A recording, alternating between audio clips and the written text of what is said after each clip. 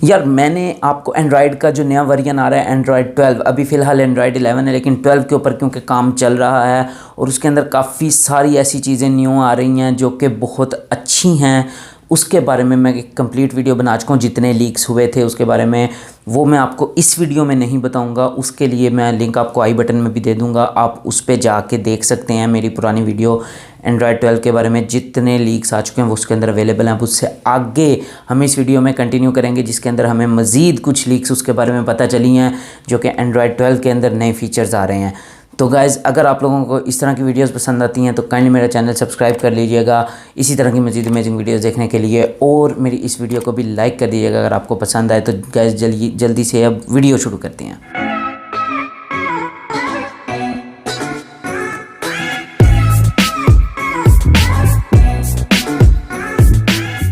अच्छा गाइस, पिछली वीडियो के अंदर जो मैंने एंड्रॉयड 12 के बारे में बात की थी वो उनमें से ज़्यादातर जो लेटेस्ट लीक्स थी वो थी XDA डेवलपर्स की तरफ से, जो कि काफ़ी एक रिलायबल सोर्स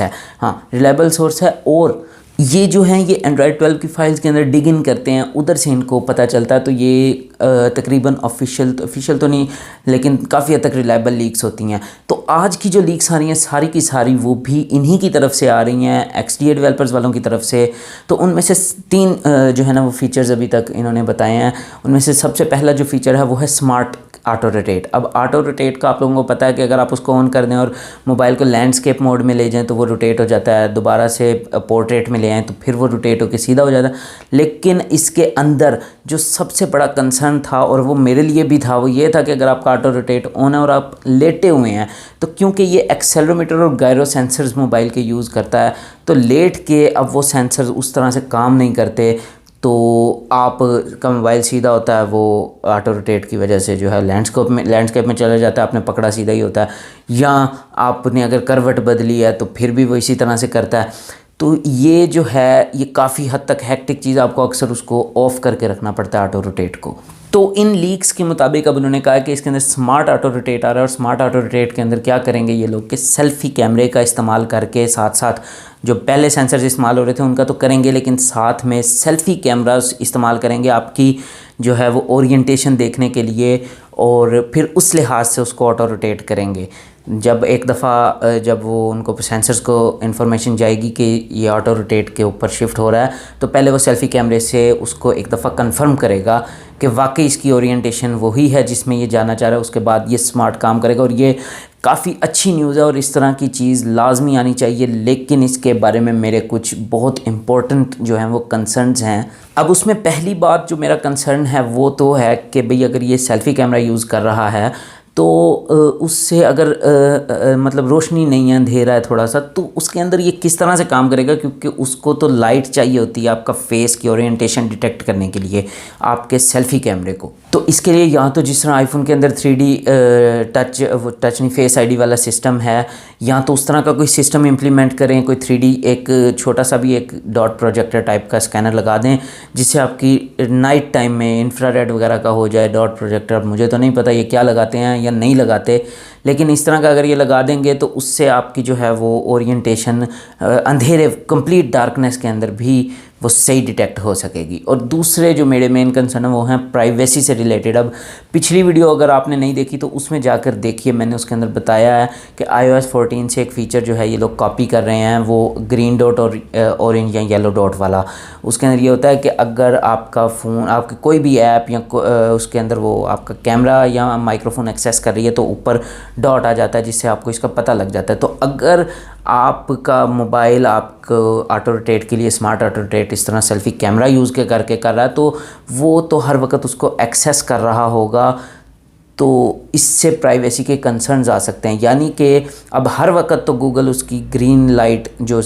कैमरे के लिए है वो ऑन करके नहीं रखेगा कि आपका मोबाइल इसको यूज़ कर रहा है। आपका मोबाइल हर वक्त अगर कैमरा यूज़ कर रहा है सेल्फ़ी कैमरा आपकी ओरिएंटेशन जो है वो सही तरह से डिटेक्ट करने के लिए, तो इसके अंदर ये एक बहुत बड़ा प्राइवेसी कंसर्न है, वो इस तरह से है कि कोई थर्ड पार्टी ऐप डेवलपर जो कि ऑफिशियल प्ले स्टोर पे नहीं आती,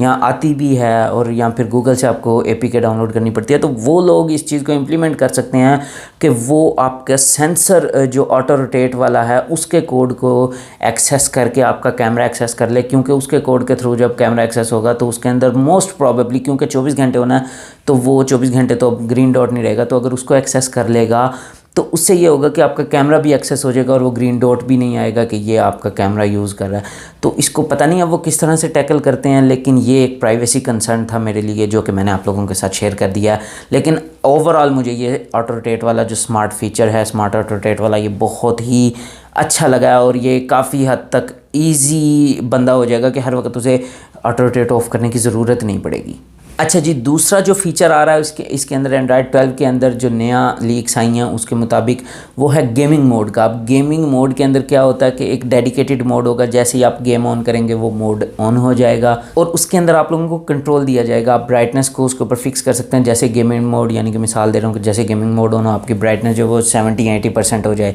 ताकि गेम का आपको सही मज़ा आ सके। उसके अलावा आपकी नोटिफिकेशंस ब्लॉक हो जाएंगी और उसके अलावा आपका साउंड जो है वो सिग्नेचर के मुताबिक एडजस्ट हो जाएगा कि मतलब आपको 40 या 60% वॉल्यूम चाहिए तो जैसे गेम आप कोई भी ऑन करेंगे उसका वॉल्यूम एडजस्ट हो जाएगा, उसकी ब्राइटनेस एडजस्ट हो जाएगी, उसकी नोटिफिकेशन ब्लॉक हो जाएंगी। और हो सकता है कि एक DND की ऑप्शन भी रख दी जाए कि जैसे गेमिंग मोड ऑन करें आपका डू नॉट डिस्टर्ब ऑन हो जाए, ताकि कोई भी आपको जो है गेम के अंदर आपका सीमलेस एक्सपीरियंस हो, किसी किस्म की कोई नोटिफिकेशन या कोई भी चीज़ बीच में ना आए। तो ये एक अच्छी चीज़ है, इसके मैं हक़ में हूँ क्योंकि नोटिफिकेशंस बहुत ज़्यादा तंग करती हैं, ख़ास तौर पे गेमिंग करते हुए। अच्छा जी, जो फाइनल फीचर तीसरा लीक हुआ है वो आ रहा है रिड्यूस्ड ब्राइटनेस के लिए। रिड्यूस्ड ब्राइटनेस का क्विक टॉगल एक लगा होगा जिसके ऊपर आप क्लिक करेंगे तो एक फ़िक्स अमाउंट आपको या तो ऑलरेडी दी होगी, बिल्ट इन होगी, या आपको देनी पड़ेगी। जैसे फ़र्ज़ कर लें कि 1% या 10% या 20% जितना भी आप सिलेक्ट करते हैं, तो उसको टॉगल को दबाने पे आपकी ब्राइटनेस बेशक 100% है, बेशक 80%, यानी कि अगर आप